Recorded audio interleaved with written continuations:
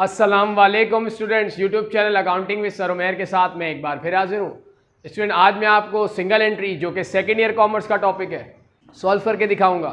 लेकिन वीडियो देखने से पहले आपने मेरे यूट्यूब चैनल को सब्सक्राइब ना किया हो तो सब्सक्राइब कर लें ताकि हर नई आने वाली वीडियो का आपको नोटिफिकेशन मिल सके। स्टूडेंट, ये क्वेश्चन मेरे लेफ्ट पर आपको नजर आ रहा है। ये 2006 रेगुलर प्राइवेट क्वेश्चन नंबर 1 है, जिसमें हमसे कहा जाता है mister Alam maintain his accounting record on single entry basis.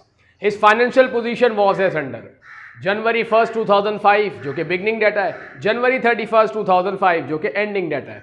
Cash, account receivable, merchandise inventory, supplies, furniture, accounts payable. इसमें एसेट्स भी हैं और एक लाइबिलिटी है, current liability, accounts payable. Additional information में हमसे कहा जाता है mister Alam made an additional investment 41,000। Alam ने एडिशनल इन्वेस्टमेंट की 41,000 की। 5,000 per month during the whole year for his personal use. 5,000 रुपये पर मंथ निकाला पर्सनल यूज के लिए। डेप्रिसिएशन फर्नीचर का 10% है और एक्रूड सैलरी एक्सपेंस है 10,000। अनएक्सपायर्ड रेंट है 5,000। रिक्वायरमेंट में हमसे कहा जाता है कैपिटल एट स्टार्ट यानी जनवरी 1st और कैपिटल एट एंड यानी दिसंबर 31st।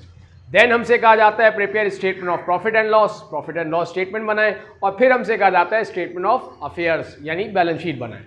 तो स्टूडेंट, यहाँ मैं आपको एक चीज़ बताता चलूँ कि हम जब प्रॉफिट एंड लॉस स्टेटमेंट बनाएंगे तो उसके लिए हमें पहले कैपिटल एट स्टार्ट और कैपिटल एट एंड निकालना होगा।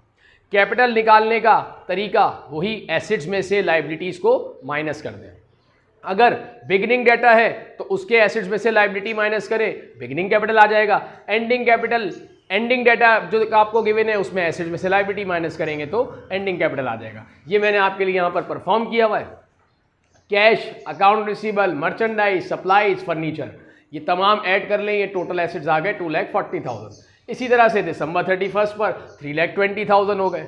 अकाउंट्स पेबल लाइबिलिटी 15,000 है बिगिनिंग की और एंडिंग की है 10,000। ये आपने माइनस किया तो बिगिनिंग कैपिटल आपके पास आ गया 225,000 और एंडिंग कैपिटल आ गया 3,10,000। तो ये तो हमारा कैपिटल एट स्टार्ट और कैपिटल एट एंड निकल गया। अब हम इसका बनाएंगे profit and loss statement. Mister Alam profit loss statement for the year ended December 31st 2005। यहाँ profit and loss statement student इस तरीके से बनेगा कि पहले हम कैपिटल एट एंड रखेंगे, उसमें हम ड्राइंग ऐड कर लेंगे।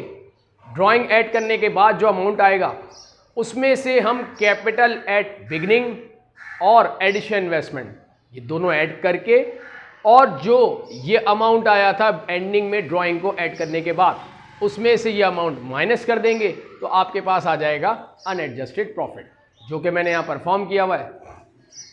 कैपिटल एट एंड जो कि हम निकाल चुके हैं 3,10,000।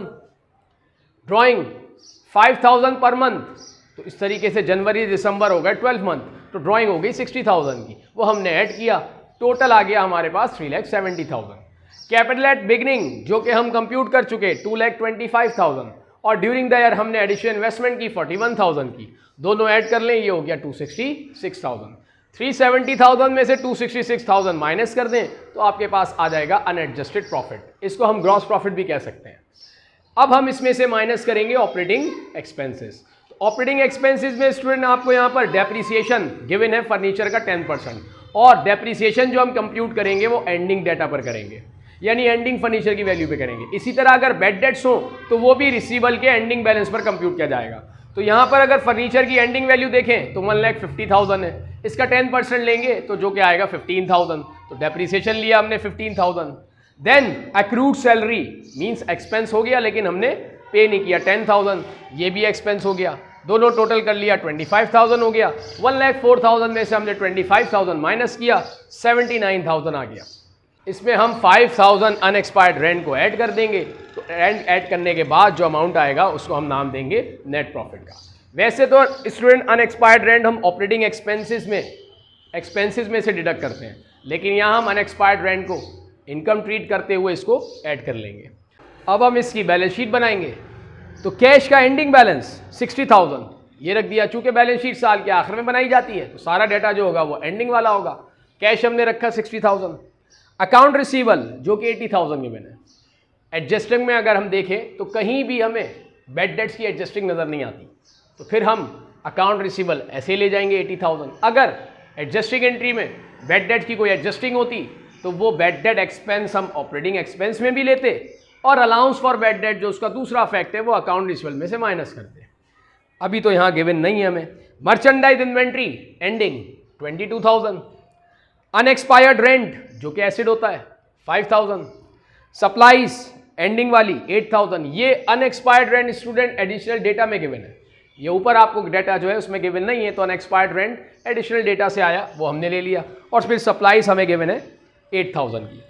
देन फिक्स एसिड्स पर अगर आए तो फर्नीचर की एंडिंग वैल्यू 1,50,000 और 10% जो उसका अलाउंस फॉर डेप्रिसिएशन था वो हमने माइनस करके जो नेट वैल्यू आ गई वो 135,000 आ गई।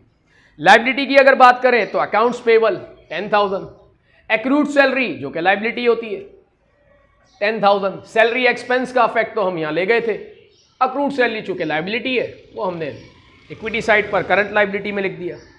ओनर्स इक्विटी पर आए क्या तो कैपिटल हमने निकाला था 2,25,000 बिगनिंग कैपिटल। नेट प्रॉफिट हमने कंप्यूट की 84,000 वो इसमें ऐड करें। Addition investment during the year की हमने 41,000 वो इसमें ऐड कर लें, टोटल आ गया 3,50,000। और इसमें से अब हम माइनस कर देंगे ड्राइंग जो कि 60,000 है। ड्राइंग माइनस करने के बाद जो अमाउंट आया वो आया 2,90,000। 290 प्लस 20,000 3,10,000 हो गई टोटल इक्विटी। इसी तरह टोटल एसेट्स भी हमारे हो गए 3,10,000। तो स्टूडेंट ये सिंगल एंट्री का एक क्वेश्चन था जो मैंने आपको सॉल्व करके दिखाया। उम्मीद है आपको ये कॉन्सेप्ट समझ आ गया होगा।